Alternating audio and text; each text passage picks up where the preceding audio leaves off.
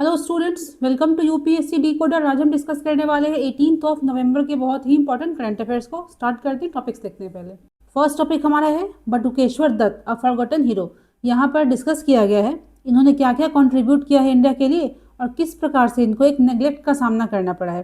Second article देखिए, anti rape laws. अगर बात करें रेप लॉज की तो किस प्रकार से धीरे धीरे केस बाय केस डेवलप किए हैं ये। फिर समझेंगे हम कि स्कूल्स में क्लास 3 से ही एआई को इंट्रोड्यूस करना क्या सही स्टेप है। देन एक नाम दिया गया है सामोआमा ट्रीज। इस पेड़ की बात करें, ये पेरू है, ब्राज़ील है, मतलब उन दोनों कंट्रीज के अमेजोन वाले कोस्ट पर पाया जाता है। हम क्यों पढ़ रहे हैं इसको आप जानते हो, COP30 का समिट चल रहा है तो ये पेड़ काफ़ी न्यूज़ में है, इनको काटने के लिए डिस्कशन चल रहा है। तो एज यूजुअल हम स्टार्ट करेंगे लेक्चर को with a practice mains question. Question आज का हमारा है कि चेंजिंग ग्लोबल डायनामिक्स के भीतर अफ्रीका का इंपॉर्टेंस इंडिया के लिए क्यों बढ़ रहा है।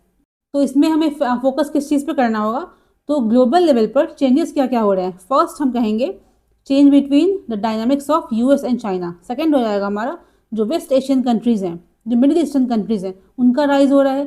थर्ड हो जाएगा हमारे नेबरिंग जो बांग्लादेश है वहाँ पर आप देखोगे रेजीम चेंज हुआ है।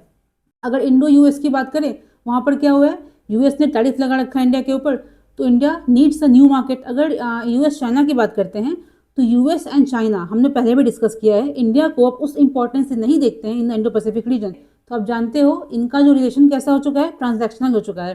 तो पहले क्या था, इंडिया को अपने इंडो पैसिफिक में अपने इन्फ्लुएंस को इंक्रीज करने के लिए यूएस की मदद चाहिए होती थी, उसको भरोसा था कि यूएस विल हेल्प। अभी क्या है, बोथ यूएस एंड चाइना खुद में डील कर रहे हैं, तो India needs a diversification regarding it's foreign policies. इसमें हम एग्जांपल दे सकते हैं कि पहले हम क्या करते थे, हमारे पास था सागर इनिशिएटिव, अब हमने उसको इन्हांस किया है महासागर इनिशिएटिव, मतलब ओशन इन्फ्लुएंस की बात करें तो हमने अफ्रीका को, अदर कंट्रीज को भी इसमें ऐड किया है।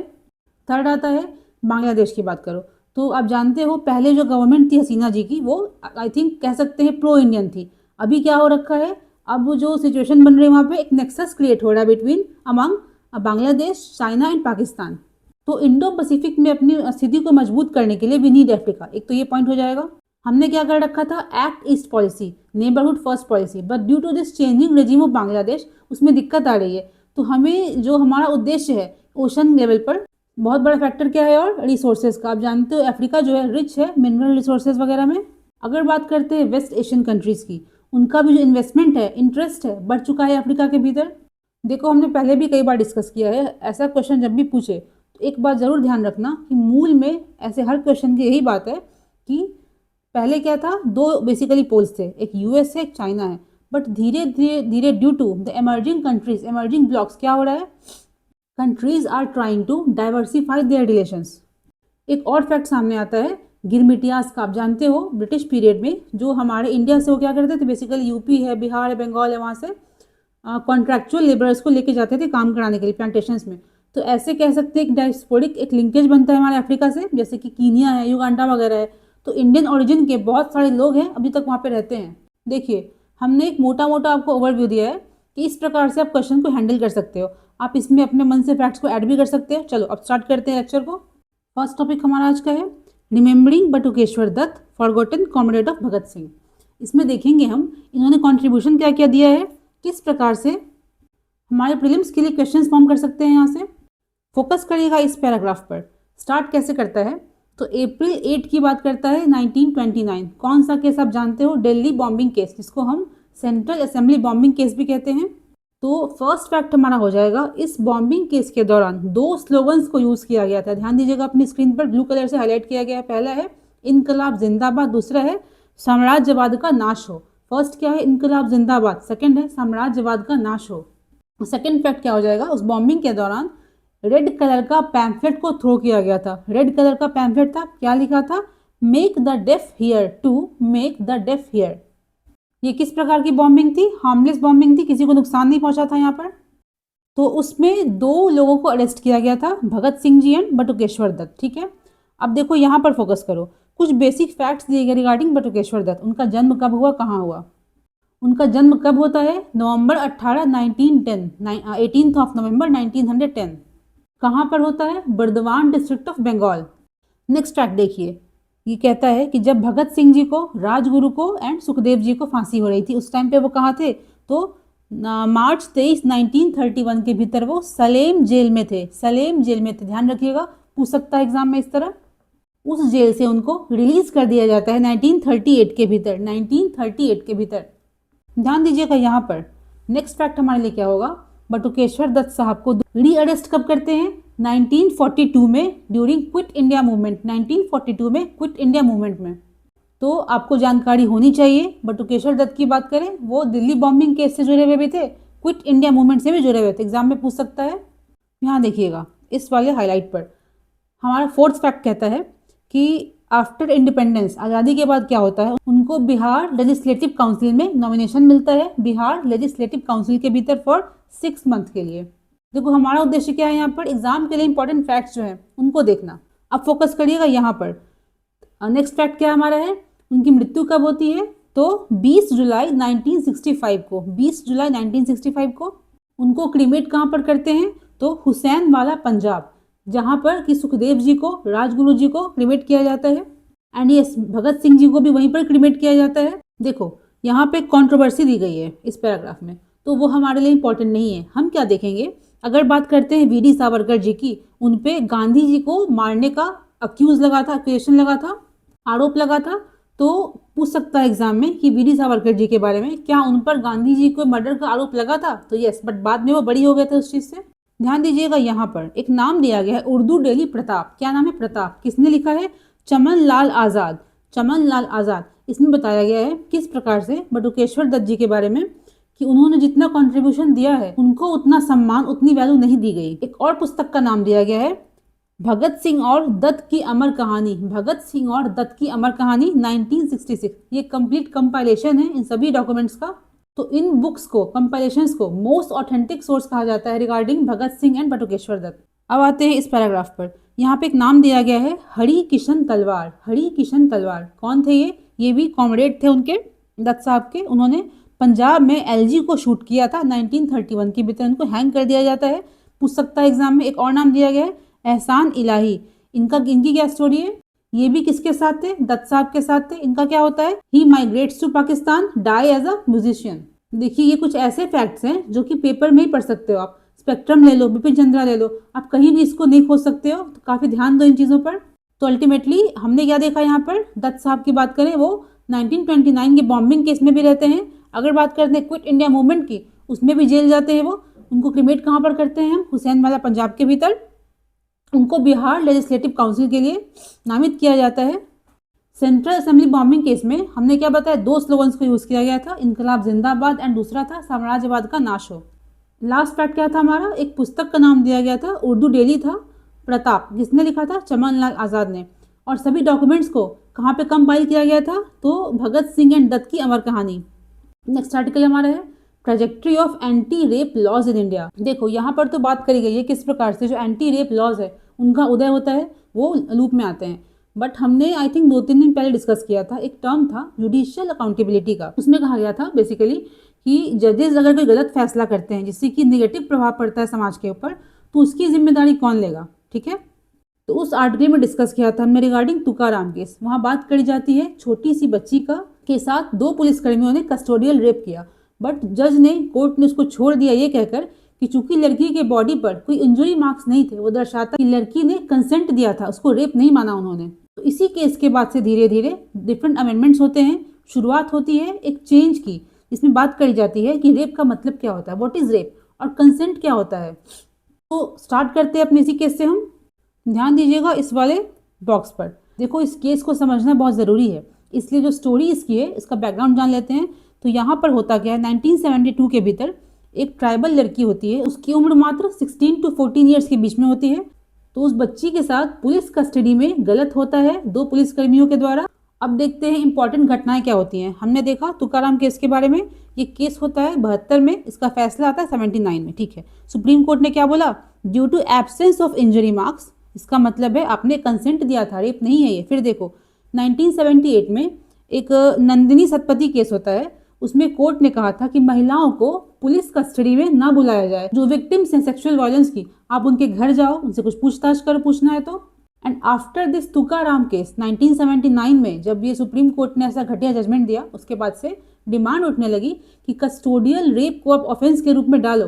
फिर आता है हमारा क्रिमिनल लॉ अमेंडमेंट एक्ट 1983, उसमें कस्टोडियल रेप को सेक्शन 376 के भीतर में एक ऑफेंस बनाया जाता है। सेकंड डेवलपमेंट क्या होती है इस अमेंडमेंट से, जो बर्डन ऑफ प्रूफ है किस पे आ जाता है, अक्यूज्ड के ऊपर। पहले क्या था, जो बेचारा विक्टिम है, जो बेचारी महिला या बच्ची विक्टिम है, उसको बताना पड़ता था कि हाँ गलत हुआ है मेरे साथ। अब क्या है, जिसके पे आरोप लगा है उसको बताना पड़ेगा कि हमने कुछ गलत किया है या नहीं किया है। तो बर्डन ऑफ प्रूफ किस पे आ गया है, अक्यूज के ऊपर, according to section 114A of Indian Evidence act.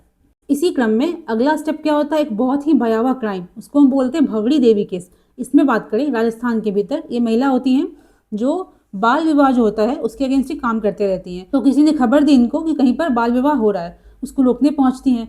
सोचो इनके साथ में गैंग रेप होता है इनके हस्बैंड के सामने। देखो पुलिस कैसी होती है, इतना कुछ होने के बाद भी एफआईआर तक लॉन्च नहीं करते रहती है, काफ़ी दिक्कत इनको होती है। कोर्ट से भी जो दोषी होते हैं उनको छोड़ दिया जाता है। अल्टीमेटली एनजीओ की मदद से इन्होंने पिटीशन दायर किया सुप्रीम कोर्ट में विशाखा के नाम से। उसका मुद्दा था उस विशाखा केस का कि वर्क प्लेस पर जो सेक्सुअल हैरेसमेंट होता है उसके रिगार्डिंग कोई लॉ है या नहीं है, एंड ये चैलेंज करते हैं फंडामेंटल राइट ऑफ 1421-19। इसी केस में क्या होता है, सुप्रीम कोर्ट ने फैसला दिया विशाखा गाइडलाइंस के रूप में। उसमें कहा गया था कि sexual harassment at work place violation करता है आर्टिकल 19(1)(g) का। को एग्जाम्पल कह सकते हैं हम जुडिशियल एक्टिविज्म का। खैर, तो उसके बाद आप जानते हो, हम सब ने सुना है देखा है इसके बारे में, निर्भया केस। तो निर्भया केस आप जानते हो कितना भयावह था, मतलब मानव किस हद तक सोच सकता है ये समझ में आता है यहाँ पर। खैर, उसके बाद क्या होता है, जस्टिस वर्मा कमेटी बनती है, जस्टिस वर्मा कमेटी। इसके रिकमेंडेशन के आधार पर क्या होता है, criminal law amendment act 2013, criminal law amendment act 2013। And one more thing miss हो गया, आफ्टर विशाखा गाइडलाइंस हमारी पार्लियामेंट क्या करती है, पॉश लेके आती है, मतलब sexual harassment at work place को ऑफेंस बनाया जाता है। ठीक है, देखो तो क्रिमिनल लॉ अमेंडमेंट एक्ट में क्या होता है, अगर बात करें इस वाले 2013 के एक्ट की, यहाँ पर कहा जाता है कि वैसे पुलिसकर्मी जो एफआईआर लॉन्च करने से मना करते हैं सेक्सुअल वायलेंस के केस में, उन पे पनिशमेंट या कार्रवाई करी जाए। सेकंड कहता है जो अस्पताल ऐसे हैं, जो नर्सिंग होम्स ऐसे हैं जो सेक्सुअल अब्यूज़ विक्टिम्स को हेल्प करने नहीं आते हैं, मतलब उनको फ्री में केयर नहीं देते हैं, मना कर देते हैं, उन पर कार्रवाई होगी। और एज ऑफ कंसेंट को बढ़ा करके 16 से 18 ईयर्स कर दिया गया। कंसेंट की जो उम्र है वो 16 से बढ़ा करके 18 ईयर्स कर दी गई। देखो आपके लिए सबसे इंपॉर्टेंट क्या हो जाएगा यहाँ पर, कुछ फैक्ट्स तो देखे हमने कि ब्रिटिश पीरियड में, ब्रिटिश इंडिया में डिफरेंट जो एक्ट्स लाए गए हैं फॉर वुमेन्स राइट, आपको पढ़ना है, उनके बारे में जानना चाहिए, एग्जाम में पूछ सकता है। नेक्स्ट आर्टिकल देखो, कहता है Sheikh Hasina from political dominance to death sentence. देखो इस टॉपिक के भीतर ना हमारे लिए दो बातें सिर्फ इंपॉर्टेंट है। पहला है इंटरनेशनल क्राइम्स ट्राइब्यूनल ICT, जिसने कि उनको डेथ सेंटेंस दिया है। सेकंड टॉपिक आता है कि this crisis of Bangladesh, India पर कैसे इसका असर पड़ता है। तो फर्स्ट जो ICT हमारा है इंटरनेशनल क्राइम्स ट्राइब्यूनल, उसके बारे में इसी लेक्चर में आगे देखेंगे हम। नेक्स्ट कहता है जो क्राइसिस है बांग्लादेश के भीतर में, जो चेंज ऑफ रेजीम है वो हमें कैसे हैम्पर करता है, कैसे इम्पैक्ट डालता है।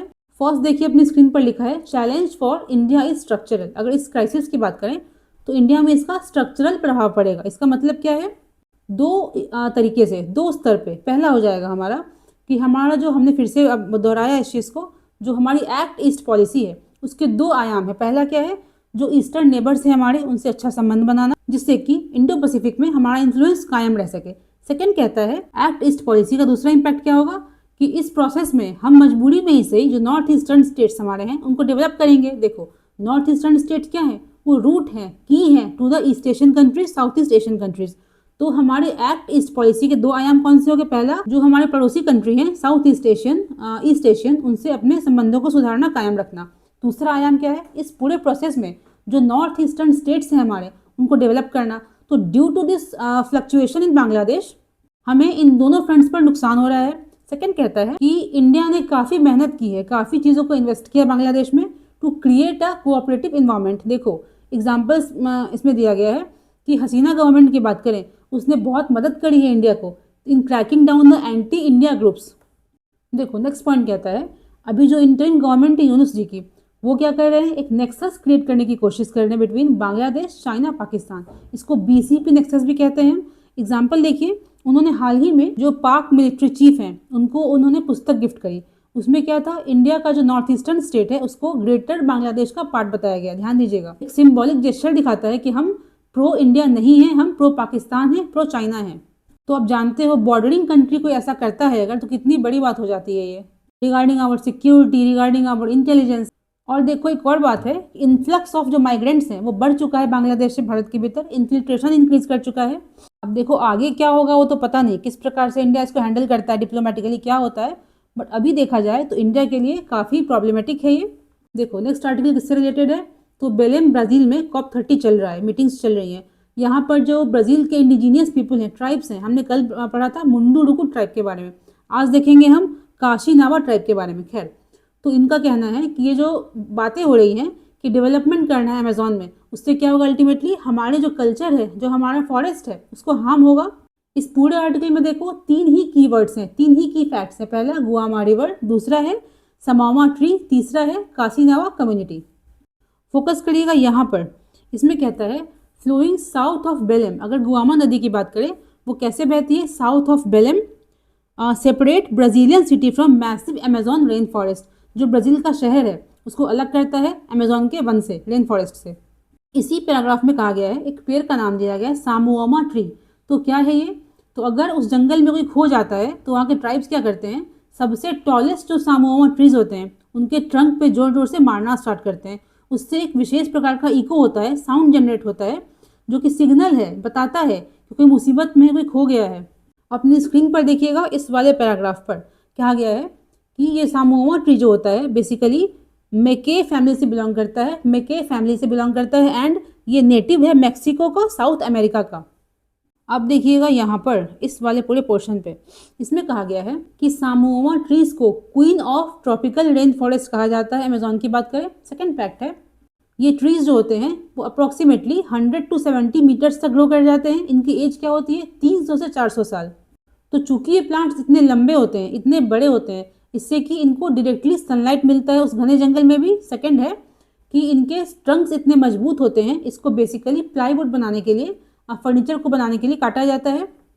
देखो यहाँ पर नाम दिया हुआ है कासीनावा कम्युनिटी, KAXI नावा, KAXINAWA, कासीनावा कम्युनिटी।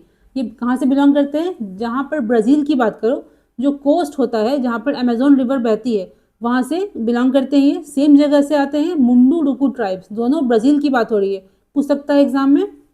नेक्स्ट आर्टिकल क्या है, एक न्यूज़ आई थी बहुत पहले कि अगले सेशन से क्या होगा, क्लास 3 से ही AI को स्टडीज़ में, सिलेबस में इंक्लूड कर दिया जाएगा। इस पर डिस्कशन काफ़ी कर रखा है हमने।